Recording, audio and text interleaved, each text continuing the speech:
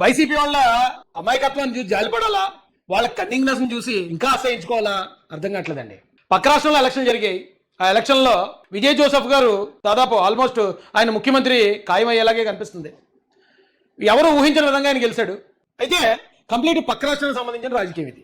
అయితే ఇక్కడ వైసీపీ వాళ్ళు ఏదో ఇప్పుడు జగన్మోహన్ రెడ్డి మళ్ళీ సీఎం అయినట్టు వీళ్ళు చేస్తున్న అడావుడి చూస్తూ ఉంటే చాలా చిరాగ్గా అసహ్యంగా అనిపిస్తుందండి. ఒకసారి వీళ్ళ ప్రచారం ఎలా ఉందో ఒకసారి చూపిస్తానండి మీకు. వీళ్ళ ప్రచారాన్ని వాళ్ళ అనుకూల మీడియా అంటుంది. వైసీపీకి అనుకూలంగా మాట్లాడు ఇతను. అలాంటి వ్యక్తే మరి ఎందుకురా ఎక్కడో విజయ్ గెలిస్తే ఇద్దరికి లింక్ పెట్టి మాట్లాడుతున్నారు ఎందుకురా అని వైసీపీ వాళ్ళే చిరాకు పడుతున్నారు. గతంలో మావిగన్ విషయంలో మా కాశ్మీర ప్రసాద్ కూడా అలాగే చిరాకు పడ్డాడు. ఆయన కూడా ఏంటంటే ఆ పేరేంటంటే వ్యవహారం ఏంటండి అని. అలాగే ఈయన కూడా ఒకసారి ఇతను ఏమంటాడు వినండి. ఈ రోజు వైసీపీ కార్యకర్తలు పెద్ద ఎత్తున ట్వీట్లు చేస్తున్నారు. ఎందుకు చేస్తున్నారు అర్థం కాని విషయం. ఇక్కడ వింత విచిత్రం చెప్పనా మీరు, మీకు విజయ్ గారి కంటే స్టాలిన్ గారే జగన్మోహన్ రెడ్డి గారికి చాలా దగ్గర ఇచ్చారు అని తెలుసు, చాలా మందికి తెలుసు. ఆయన కూడా చేస్తున్నారు. స్టాలిన్ గారే చాలా దగ్గర జగన్మోహన్ రెడ్డి గారి విజయ్ గారి కంటే. ఈవెన్ కొన్ని బిజినెస్ డీటెయిల్స్ కూడా ఉన్నాయి. సరే అవి డిస్కస్ చేయకూడదు మనం. చాలా దగ్గర సంబంధాలు వీళ్ళకి. జగన్మోహన్ రెడ్డి గారు మనిషి స్టాలిన్ గారు, ఆయన అంటే మిత్రుడు అనాలి. ఓడిపోయినప్పుడు మీరు ఇంకా బాధలో ఉండాలి, కానీ విజయ్ గారి గెలుపులో మీ మీ గొప్పతనం ఉంది. అయితే ఇతనికి ఇంకా పూర్తిగా ఆ పేటీఎం లక్షణాలు అబ్బలేనట్టుంది. న్యాయంగా మాట్లాడేస్తున్నాడు. నిజానికి ఆ రోజున జగన్మోహన్ రెడ్డి గారు సీఎం అయినప్పుడు ఇక్కడికి ప్రమాణ స్వీకారానికి ముఖ్య అతిథిగా స్టాలిన్ గారు వచ్చారు. గతంలో వీళ్ళు కాంగ్రెస్ పార్టీకి అనుకూలంగా పనిచేసిన పరిచయాల వల్ల రాజశేఖర రెడ్డి గారికి, కరుణానిధి గారికి వీళ్ళకే సత్సంబంధాలు ఉన్నాయి. పాపం ఇతను తెలియక మన ఓడి ఓడిపోయారు, అక్కడ మన స్టాలిన్ ఓడిపోయాడురా, ఓడిపోతే మీరు సంబరాలు చేస్తున్నారేట్రా బాబు అని చెప్పి ఆ వైసీపీలో ఉన్న అనుకూల మీడియా ఛానల్సే అసలు షాక్ అయిపోతున్నారండి. మొన్న ఎప్పుడో పెళ్లిలో కలిసారు అంతే జగన్ గారు వెళ్ళి ఎవరిని ఆ విజయ్ గారు ఏదో ఒక బొకే పట్టుకుని పెళ్లి కొడుకు ఇస్తూ ఉంటే ఏదో అది జగన్ గారికి ఇచ్చినట్టు ఎడిటింగ్లు చేసుకున్నారు, సునకానందం పొందారు. దీనివల్ల ఏమొస్తుంది? ఇవాళ వాళ్ళే తిడుతున్నారు. రే మన వ్యక్తి, మన స్నేహితుడు, జగన్ గారి స్నేహితుడు స్టాలిన్, ఆయన ఓడిపోయి ఉన్నాడు, మనం బాధలో ఉండాలి. ఏట్రా బాబు మీరు ఊరోళ్ళు పెళ్ళి కుక్కలాడవడం అన్నట్టు ఇగో ఆయనే పెట్టినట్టున్నాడు. మరి ఎవరో పెట్టారు, ఇది నేను చూశానండి. ఏం పేరండి? పివిఆర్ వర్ధన్ రెడ్డి గారు పెట్టారు. వీళ్ళ ప్రచారం రజనీ గారు మా చెల్లె, గతంలో చాలా మంచి పరిచయాలు ఉన్నాయి, తనంటే నాకు చాలా అభిమానం.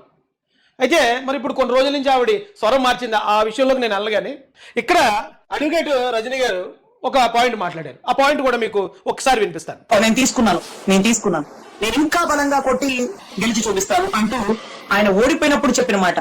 తీసుకున్నాను, నువ్వు కొట్టావు, నువ్వు బలంగా కొట్టావు, నేను ఓడిపోయాను, ఓకే మళ్ళీ తీసుకుంటాను అన్నారు సార్. సో ఎనీవే ఈ మధ్య పెళ్లిలో కూడా కలిసినారు ఏదైతే విజయ్ గారిని. అప్పుడు కూడా ఆయన ఇచ్చిన సందేశం, మెసేజ్ ఒకే ఒక్క వర్డ్ గుర్తుపెట్టుకో విజయ్, ఎంత కష్టమైనా ఎంతమంది ఎన్ని ఇబ్బందులు పెట్టినా నేను మీకోసం ఒంటరిగా నిలబడుతున్నాను, మీరు నాతో ఉంటారన్న నమ్మకంతో నిలబడుతున్నాను, మనం అందరం కలిసి ముందుకు వెళ్ళాలని నిలబడుతున్నాననే కొన్ని సందేశాలతో నువ్వు ప్రజల్లోకి వెళ్ళు. ఎన్ని ఇబ్బందులు పెట్టినా నువ్వు సింగిల్. ఆ సింగిల్ అనే దాన్నే ఇప్పుడు అంటే ఆయన సింగిల్గా పోటీ చేశాడు, ఈయన సింగిల్గా పోటీ చేశాడు. జగన్ గారే చెప్పారటండి ఎవరికి, విజయ్ గారికి, సింగిల్గా వెళ్ళు, ప్రజలతో నేను ఉన్నానని చెప్పు, ఆ భరోసా ఇవ్వని చెప్పి జగన్ గారు విజయ్ గారికి చెప్పారని అడ్వకేట్ రజనీ గారు చెప్తున్నారు. నిజంగా ఒకవేళ సింగిల్గా వెళ్ళటమే విజయరహస్యం అయితే మరి జగన్ గారు 2014లో సింగిల్గా వచ్చారు, ఓడిపోయారు. 2024లోనూ సింగిల్గా వచ్చారు, ఘోర పరాజయం. అంటే 11 సీట్లకి పరిమితం అయిపోయి కనీసం ప్రతిపక్ష హోదా కూడా రాలేదు సింగిల్గా వెళ్ళటం వల్లే. ఇప్పుడు ఆయన సింగిల్ సింహం అంటే సింగిల్గా వెళ్ళిన ప్రతిసారి నెగ్గును అనాలి. కానీ సింగిల్గా 3 సార్లు వచ్చి 3 సార్లు 2 సార్లు ఓడిపోయినోడిని మన సింగిల్ సింహం అని ఎలా అంటాం? అది ఎలా గొప్ప అనేది నా ఫస్ట్ ప్రశ్న అండి. రెండోది పొత్తుల్లో వస్తున్నారు అనేది విపరీతంగా వైరల్ చేస్తున్నారు. అయితే నిజానికి ఎందుకు తీసుకున్నారు ఏమంటే నాకు తెలియక అడుగుతాను. సింగిల్గా 175 నియోజకవర్గాలు పోటీ చేయడానికి పవన్ కళ్యాణ్ గారికి ఇష్టం లేదా? ఆయనకి ఏమన్నా కష్టమా? ఆయనకి ఏమన్నా నష్టమా? లేదు సింగిల్గా 175 నియోజకవర్గాలు పోటీ చేయడానికి చంద్రబాబు నాయుడు గారికి ఏమన్నా ఇబ్బందా? దానివల్ల ఏమన్నా నష్టం వస్తుందా? ఎందుకని దాదాపు 30 ఎమ్మెల్యే సీట్లు ఎన్నో కానీ ఎంపీ సీట్లు చంద్రబాబు నాయుడు గారు ఎందుకు ఇచ్చేయాలి ఇతర పార్టీలకి? అలాగే పవన్ కళ్యాణ్ గారు కూడా 21 సీట్లతో సర్దుకుని మిగతా సీట్లన్నింటిలో కూడా మన వాళ్ళు సపోర్ట్ చేయండి అని ఎందుకు చెప్పాలి? అరే అందరికీ 175 పోటీ చేసుకునే అవకాశం ఉంది. బీజేపీ కావాలంటే బీజేపీ పోటీ చేసుకోవచ్చు, టీడీపీ 175 పోటీ చేయొచ్చు, జనసేన 150. అలా పోటీ చేస్తే ఇప్పుడున్న ఈ తల్లప్పులు కూడా ఉండపోను కదా. ఎగ్జాంపుల్ నేను తెలుగుదేశం కూడా తెలుగుదేశం గురించి చెప్తున్నానండి. ఏ అయితే పొత్తుల సీట్లు కూటమి పార్టీలు కేటాయించారో ఆయా ప్రాంతాల్లో ఉన్న తెలుగుదేశం ఇన్ఛార్జీలు, తెలుగుదేశం కార్యకర్తలు అసంతృప్తితో ఉన్నారు కదా. ఆ బాధ కావాలని ఎవరైనా నెత్తిపై పెట్టుకుంటారా? ఆ ఇబ్బంది ఎవరైనా కావాలని చంద్రబాబు నాయుడు గారు నాకు ఇబ్బంది కావాలని ఆయన కోరుకుంటాడా? అలాగే 21 సీట్లకి ఎందుకు నువ్వు పరిమితం చేసావు, నువ్వు ఇలా చేయకుండా ఉండాల్సిందని చెప్పి జన సైనికులు సూటుమోటు మాటలన్నీ పొడుతూ ఉంటున్నారు పవన్ కళ్యాణ్ గారు కొద్దిమంది. ఆయనకి ఏమైనా ఇష్టమా? ఏ వైసీపీ వాళ్ళది చెప్పక్కర్లే, విపరీతంగా ఎలా మాట్లాడతారో అందరికీ తెలుసు. ఈ మాటలన్నీ పడ్డం వాళ్ళకి ఇష్టం అండి, వాళ్ళు సంతోషంగా చేశారా? అదొకసారి చెప్తానండి. అంటే మా కామెడీ కింగ్ పేరు ఆయన కూడా వచ్చాడు, విజయం చూసి నేర్చుకో అంటున్నాడు. అలాగే పవన్ కళ్యాణ్ గారు గతంలో మాట్లాడుకున్న మాటలు వేశాడు, అంటే నేను ముఖ్యమంత్రి అవుతానని ఆయన చెప్పింది, ఇంకెంతకాలం పల్లకిలు మోయాలి అని చెప్పిన వీడియో మరొకటి వేసుకుంటూ వచ్చాడు. చివరికి వచ్చేటప్పటికి ఎస్ మనం పొత్తులో వెళ్ళాలి అని పవన్ కళ్యాణ్ గారు చెప్పింది వేశాడు. అన్ని మాటలు మారడానికి కారణం ఉంది కదా, కారణం ఉన్నప్పుడు ఖచ్చితంగా మనిషి మారతాడు కదా. అరే చలికాలం వచ్చిందంటే దుప్పటి కప్పుకుంటాం, ఎండాకాలం వచ్చిందంటే దుప్పటి తీసేస్తాం కదా. అదే లేదు నువ్వు చలికాలంలో దుప్పటి కప్పుకున్నావు కాబట్టి ఎండాకాలంలో కూడా నువ్వు రగ్గు కప్పుకుని పడుకో అంటే ఏం పద్ధతి ఇది? పరిస్థితులను బట్టి మనిషి మారతాడు కదా, మారకుండా ఎప్పుడు ఒకలాగా ఉండడానికి కానీ సెలవు విగ్రహం ఏంటి? ఏమంటే ఎవరి పొత్తు లేకుండా సింగిల్గా పోటీ చేసి సీఎం అయిన మునగాళ్ళు అటు ఖచ్చితంగా విజయ్ గారిని మునగాడని అనాల్సిందే మనం. ఎందుకంటే ఆయన ఉన్న ఆ రాష్ట్రంలో ఆ పరిస్థితులు తట్టుకుని ఆయన ఎన్ని ఇబ్బందులు ఫేస్ చేయడం మనం చూసాం. ఇప్పుడు రాజకీయం అంటే అదే కదా, మన మాట ఎన్నోడిని కంట్రోల్ చేయడానికి రాజకీయ పార్టీలు వ్యూహాలు పన్నుతాయి కదా. ఆ పన్నిన క్రమంలో ఐటీ రైడ్ జరిగాయి, ఇబ్బందులు పడ్డాడు. అలాగే ఫ్యామిలీ ప్రాబ్లమ్స్ వచ్చాయి, తొక్కిసలాట జరిగినప్పుడు కేసులు అయ్యాయి, సిబిఐ ఎంటర్ అయింది. బోల్డ్ అని పడ్డాడు, నిలబడ్డాడు, తట్టుకుని ఇవాళ ప్రజల మనసు గెలుచుకున్నాడు. సీఎం సీట్కి ఆల్మోస్ట్ దగ్గరకున్నాడు. అంటే ఎన్నో ఇంకా 10 సీట్లు తేడా ఉన్నాయన్నారు కాబట్టి ఇంకా కన్ఫర్మ్ చేసి చెప్పట్లేదు. మనగాడే కాదని ఎవరన్నారు? కానీ ఇక్కడ ఎందుకు ప్రతిదానికి మనం కంపారిజన్ ఎందుకు? ఎవరు సీనియర్ వీళ్ళిద్దరిలో? నేను జగన్ గారే సీనియర్ కదా, 14 నుంచి ఉన్నాడు. ఈయన పార్టీ పెట్టి రెండు సంవత్సరాలు అయింది. ఒకవేళ పోల్చుకోవాల్సి వస్తే ఎవరితో పోల్చుకోవాలి? అరే విజయ్ గారి అభిమానులు, విజయ్ గారి కార్యకర్తలు జగన్ గారితో వాళ్ళు పోల్చుకోవాలి. మీరు ఎందుకు వాళ్ళతో పోల్చుకున్నారు? జగన్ గారే సీనియర్ కదా, సీనియర్ అయి ఉండి కొత్తగా జూనియర్ ఇప్పుడు కొత్తగా రాజకీయాల్లోకి వచ్చిన ఒక నాయకుడిని ఆయనతో పాటు పోల్చేసుకుని ఎందుకు ఈ సునకానందం? ఎందుకు పాపం జగన్ గారిని ఇలాగ అవమానిస్తారు? ఎందుకు? తప్పు కదండి. వాళ్ళు పోల్చుకోవాలి, వాళ్ళు పెట్టుకోవాలి. జగన్ గారితో ఈయన ఫోటోలు తీసుకుని మా విజయ్ గారు జగన్ గారితో ఫోటో దిగారని చెప్పి వాళ్ళు టీవీకి వాళ్ళు అక్కడ పెట్టుకోవాలి. మీరు తెచ్చి పెట్టకూడదు. ఇక్కడ అసహ్యంగా ఉంది. అంటే ఎక్కడైనా ఒక చిన్న విజయం వస్తే ఆ విజయాన్ని మనం క్లైమ్ చేసేసుకుని మన వాళ్ళు అంటే ఏంటంటే జగన్ గారి ఫోటో అంట ఇలా చూపించారు విజయ్ గారు అందుకని గెలిచేసాడట. అది చెప్పడానికి కాస్త వాస్తవాన్ని దగ్గరగా చెప్పండి. ఏదైనా చెప్తే నిజమంటావా అనిపించేలాగా ఉండాలి. ఆ రోజున ఆయన యాత్ర చేస్తున్నప్పుడు ఆ బండి మీద ఉన్నప్పుడు యశ్వరావు ఫోటో ఇచ్చారు, పైకి చూపించాడు. అంబేద్కర్ ఫోటో ఇచ్చారు, పైకి చూపించాడు. ఇంకొక నాయకులు ఫోటో ఇస్తారు, పైకి చూపించాడు. అలాగే ఈ విజయ్ గారు జగన్ గారు కలిసి ఉన్న ఫోటో ఎవరు ఇచ్చారు అభిమాని, జస్ట్ పైకి చూపించాడు. ఆ పైకి చూపించడం వల్ల గెలిచేసిందంటే తప్పు కదా. ఇలాంటి తప్పుడు ప్రచారాలు చీప్ అయిపోతున్నారు కదా. ఇంకని ఇప్పుడు ఇక్కడ మీరు ఎదుర్కోవాలంటే ఇక్కడ మీరు ఆంధ్రాలో ప్రతిపక్షం లేదనుకున్నావు కదా, అయినా కానీ ఇక్కడ పార్టీకి ఉన్నారు కదా. ఇక్కడ చంద్రబాబు నాయుడు గారు ఏమన్నా ఆ తప్పులు చేస్తే అవకతవకలు చేస్తే బయట పెట్టాలి. మీరు లోకేష్ గారు ఏమైనా తప్పులు చేస్తే బయట పెట్టాలి. పవన్ కళ్యాణ్ గారు ఏమైనా చేస్తే బయట పెట్టాలి. మీరు గవర్నమెంట్ని ప్రశ్నించాలి. ప్రశ్నించడానికి ఇక్కడ ఏ బొచ్చు లేదు. ఒక్క కారణం ఒక్క సాగు కూడా మీకు దొరకనట్లేదు. బ్రహ్మాండ పరిపాలించి వెళ్ళిపోతున్నారు. ఇక మీరు టార్గెట్ చేయడానికి ఎలా ఉండాలో తెలియక పక్క రాష్ట్ర రాజకీయాలు తెచ్చి అక్కడ గెలిచిన వాళ్ళు వైసీపీ వాళ్ళ అమాయకత్వాన్ని చూసి జాలిపడాలా, వాళ్ళ కన్నింగ్నెస్ చూసి ఇంకా అసహించుకోవాలా అర్థం కావట్లేదండి. పక్క రాష్ట్రంలో ఎలక్షన్ జరిగాయి. ఆ ఎలక్షన్లో విజయ్ జోసెఫ్ గారు దాదాపు ఆల్మోస్ట్ ఆయన ముఖ్యమంత్రి ఖాయమయ్యేలాగే కనిపిస్తుంది. ఎవరు ఊహించిన విధంగా ఆయన గెలిచాడు. అయితే కంప్లీట్ పక్క రాష్ట్రానికి సంబంధించిన రాజకీయం ఇది. అయితే ఇక్కడ వైసీపీ వాళ్ళు ఏదో ఇప్పుడు జగన్మోహన్ రెడ్డి మళ్ళీ సీఎం అయినట్టు వీళ్ళు చేస్తున్న అడావుడు చూస్తూ ఉంటే చాలా చిరాగ్గా అసహ్యంగా అనిపిస్తుందండి. ఒకసారి వీళ్ళ ప్రచారం ఎలా ఉందో ఒకసారి చూపిస్తానండి మీకు. వీళ్ళ ప్రచారాన్ని వాళ్ళ అనుకూల మీడియా అంటుంది. వైసీపీకి అనుకూలంగా మారుతాడు ఇతను. అలాంటి వ్యక్తే మరి ఎందుకురా ఎక్కడో విజయ్ గెలిస్తే ఇద్దరికి లింక్ పెట్టి మాట్లాడుతున్నారు ఎందుకురా అని వైసీపీ వాళ్ళే చిరాకు పడుతున్నారు. గతంలో మావిగన్ విషయంలో మా కాశ్మీర ప్రసాద్ కూడా అలాగే చిరాకు పడ్డాడు. ఆయన కూడా ఏంటంటే ఆ పేరేంటంటే ఆ వ్యవహారం ఏంటండి అని. అలాగే ఈయన కూడా ఒకసారి ఇతను ఏమంటాడు వినండి. ఈ రోజు వైసీపీ కార్యకర్తలు పెద్ద ఎత్తున ట్వీట్లు చేస్తున్నారు. ఎందుకు చేస్తున్నారు అర్థం కాని విషయం. ఇక్కడ వింత విచిత్రం చెప్పనా మీరు, మీకు విజయ్ గారి కంటే స్టాలిన్ గారే జగన్మోహన్ రెడ్డి గారికి చాలా దగ్గర ఇచ్చారు అని తెలుసు, చాలా మందికి తెలుసు. ఆయన కూడా చేస్తున్నారు. స్టాలిన్ గారే చాలా దగ్గర జగన్మోహన్ రెడ్డి గారి విజయ్ గారి కంటే. ఈవెన్ కొన్ని బిజినెస్ డీటెయిల్స్ కూడా ఉన్నాయి. సరే అవి డిస్కస్ చేయకూడదు మనం. చాలా దగ్గర సంబంధాలు వీళ్ళకి. జగన్మోహన్ రెడ్డి గారు మనిషి స్టాలిన్ గారు, ఆయన అంటే మిత్రుడు అనాలి. ఓడిపోయినప్పుడు మీరు ఇంకా బాధలో ఉండాలి. కానీ విజయ్ గారి గెలుపులో మీ గొప్పతనం ఉంది. అయితే ఇతనికి ఇంకా పూర్తిగా ఆ పేటీఎం లక్షణాలు అబ్బలేనట్టుంది. న్యాయంగా మాట్లాడేస్తున్నాడు. నిజానికి ఆ రోజున జగన్మోహన్ రెడ్డి గారు సీఎం అయినప్పుడు ఇక్కడికి ప్రమాణ స్వీకారానికి ముఖ్య అతిథిగా స్టాలిన్ గారు వచ్చారు. గతంలో వీళ్ళు కాంగ్రెస్ పార్టీకి అనుకూలంగా పనిచేసిన పరిచయాల వల్ల రాజశేఖర రెడ్డి గారికి, కరుణానిధి గారికి వీళ్ళకే సత్సంబంధాలు ఉన్నాయి.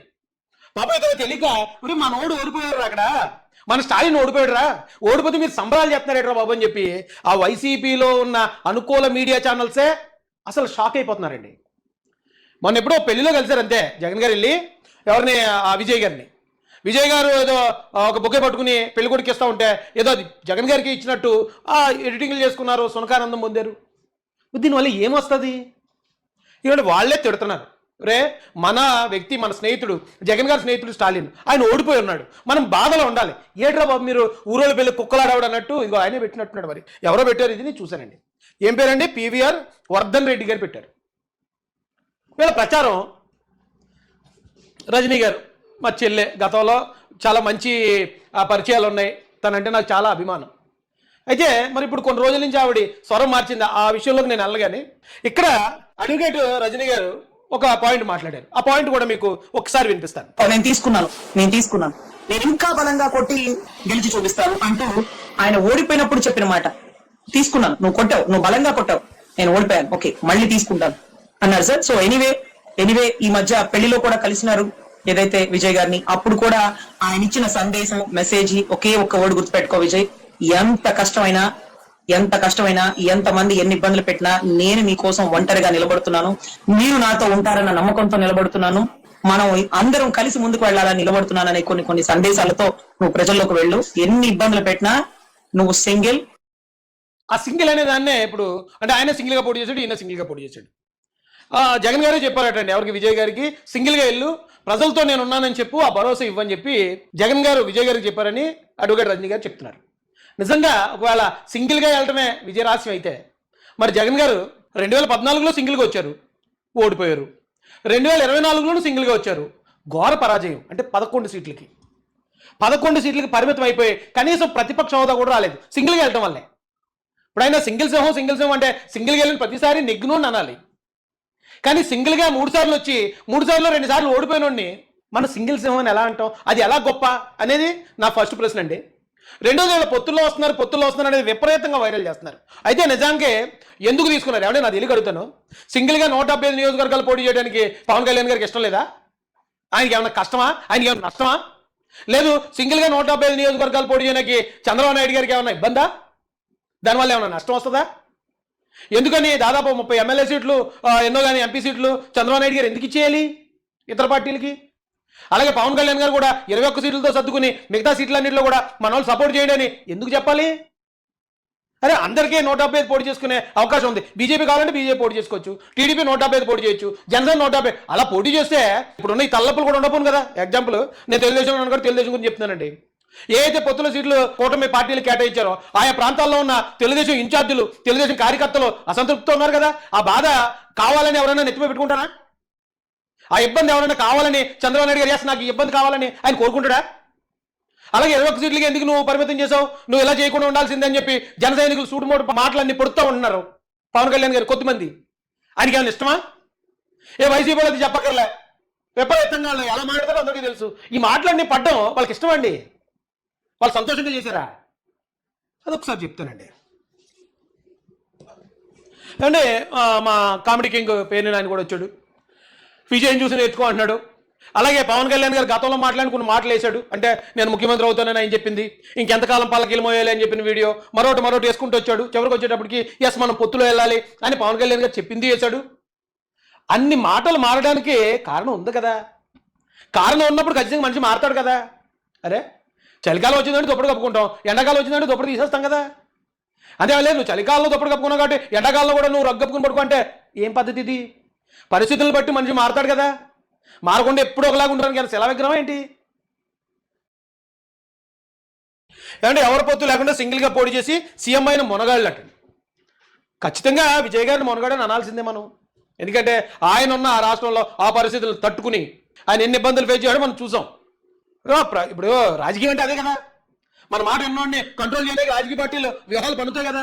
ఆ పన్నిన క్రమంలో ఐటీ రైడ్ జరిగాయి, ఇబ్బందులు పడ్డాడు. అలాగే ఫ్యామిలీ ప్రాబ్లమ్స్ వచ్చాయి, తొక్కిసలాట జరిగినప్పుడు కేసులు అయ్యాయి, సిబిఐ ఎంటర్ అయింది. బోల్డ్ అని పడ్డాడు, నిలబడ్డాడు, తట్టుకుని ఇవాళ ప్రజల మనసు గెలుచుకున్నాడు.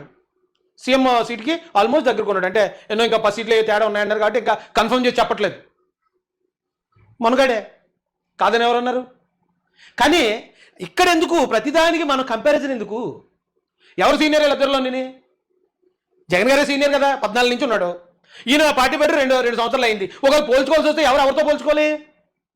అరే విజయ్ గారి అభిమానులు, విజయ్ గారి కార్యకర్తలు జగన్ గారితో వాళ్ళు పోల్చుకోవాలి. మీరు ఎందుకు వాళ్ళతో పోల్చుకున్నారు? జగన్ గారి సీనియర్ కదా. సీనియర్ అయి ఉండి కొత్తగా జూనియర్, ఇప్పుడు కొత్తగా రాజకీయాల్లోకి వచ్చిన ఒక నాయకుడిని ఆయనతో పాటు పోల్చేసుకుని ఎందుకు ఈ సునకానందం? ఎందుకు పాపం జగన్ గారిని ఇలాగ అవమానిస్తారు? ఎందుకు? తప్పు కదండి. వాళ్ళు పోల్చుకోవాలి, వాళ్ళు పెట్టుకోవాలి. జగన్ గారితో ఈయన ఫోటోలు తీసుకుని మా విజయ్ గారు జగన్ గారితో ఫోటో దిగారని చెప్పి వాళ్ళు టీవీకి వాళ్ళు అక్కడ పెట్టుకోవాలి. మీరు తెచ్చి పెట్టకూడదు. ఇక్కడ అసహ్యంగా ఉంది. అంటే ఎక్కడైనా ఒక చిన్న విజయం వస్తే ఆ విజయాన్ని మనం క్లైమ్ చేసేసుకుని మన వాళ్ళు అంటే ఏంటంటే జగన్ గారి ఫోటో అంట ఇలా చూపించారు విజయ్ గారు అందుకని గెలిచేసాడట. అది చెప్పడానికి కాస్త వాస్తవాన్ని దగ్గరగా చెప్పండి. ఏదైనా చెప్తే నిజమంటావా అనిపించేలాగా ఉండాలి. ఆ రోజున ఆయన యాత్ర చేస్తున్నప్పుడు ఆ బండి మీద ఉన్నప్పుడు యశ్వర ఫోటో ఇచ్చారు, పైకి చూపించాడు.